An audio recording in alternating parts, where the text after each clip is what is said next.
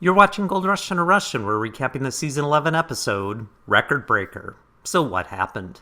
Seeking assistance, Fred has a video conference with Parker, and in the process shows he is using an unlicensed version of Windows. Isn't there a reward for turning someone in over this? Maybe the crew can make money that way. Parker's advice? Find good ground. Fred's wife Kara then reveals two facts. They are completely out of money, again, and her father has access to a handheld scanner capable of analyzing ground samples. Where was this tool at the start of the season? Test samples show them the best ground is 30 feet down above bedrock in the swamp cut, but the ground there is kinda wet. Kinda. So they abandon it altogether. Huh. Dakota Fred laughs at your alleged danger.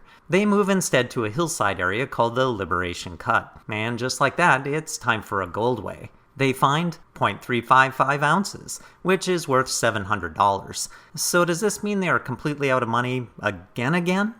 Rick is still digging down into the deep cut, until he hits a wall of bedrock that has no pay layer. A quick test pan finds nothing. Rick then calls the claim owner, who tells him there's no gold there. So Rick heads to the other side of the creek from the cheap cut. There's red gravel there, which is a sign of good gold. At one point, Cruzy rolls his truck, but otherwise not much happens. A beer-swilling cleanup produces 45.06 ounces. They seem pleased, but are not motivated enough to scream rally, so it's hard to know how they really feel.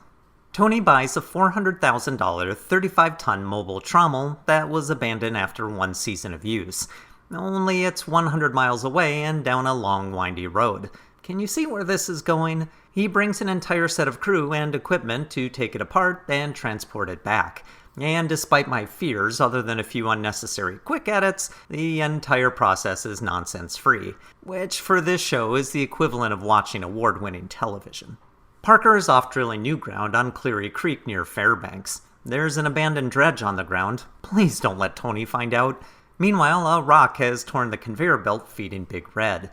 Shane and Mitch work together on the repairs. The entire scene is rational, competent, and drama-free. It's a nice balance of the real workings of gold mining while still getting to interact with the characters on a small scale. Happy New Year to me!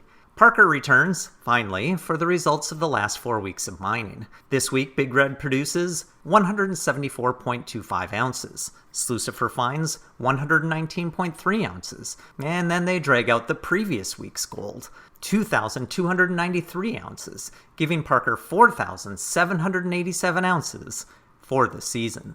Tune in next time when someone explains to Fred Lewis that, despite the mathematical proof claiming otherwise, multiplying negative profits times negative profits does not produce positive profits. The show has such a crazy balance between wonderful competence and then everything Fred Lewis's team is doing. I don't know how to rationalize the two.